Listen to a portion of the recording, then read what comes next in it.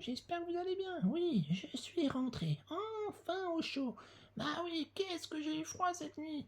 Yann, il vous a raconté, je me suis fait avoir par une grande tempête de neige. On pouvait rien faire, moi et les rennes, on a été obligés de se cacher dans un trou pour se mettre à l'abri. Et puis on y est resté toute la nuit.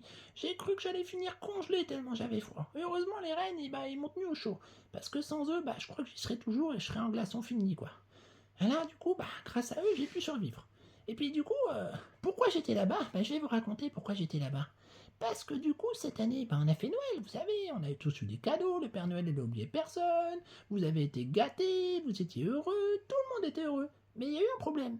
Oui, vous avez oublié quelque chose de très très important. Enfin, la plupart. Certains y ont pensé, mais pas assez. Du coup, les reines, ils étaient très très énervés à la fin de la tournée du Père Noël. Pourquoi? Parce que vous aviez oublié de leur laisser les carottes et les gâteaux au pied du sapin. Ils n'ont pas pu manger correctement et comme c'est très très fatigant, ils étaient fatigués, ils en avaient marre, ils ont dit c'est fini, plus jamais on fera Noël. Et moi je dis les reines, vous pouvez pas faire ça, le Père Noël il a besoin de vous. Il fait comment lui sans vous pour tirer le traîneau? Les lutins ils peuvent pas tirer un traîneau, ils ont pas la force, il y a que vous qui pouvez.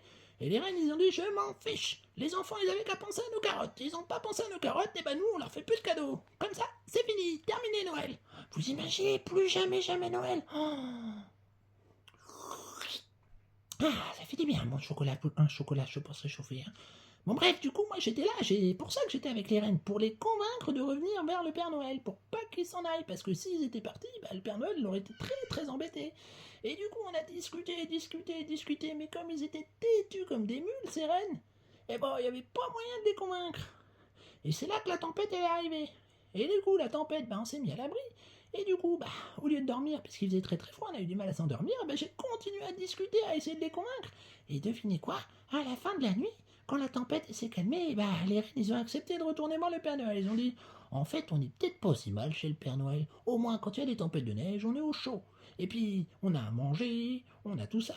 Alors, si on peut faire un petit effort pour les tournées du Père Noël, allez, ok, on rentre. Par contre, il faut que tu dises aux enfants de penser aux carottes l'année prochaine. Du coup, voilà, c'est pour ça que je vous laisse une petite histoire pour vous expliquer qu'il faut penser aux carottes, parce que si vous n'avez pas de carottes l'année prochaine, je crois que là, j'aurai vraiment beaucoup de mal à convaincre les reines de revenir. Hein, oui.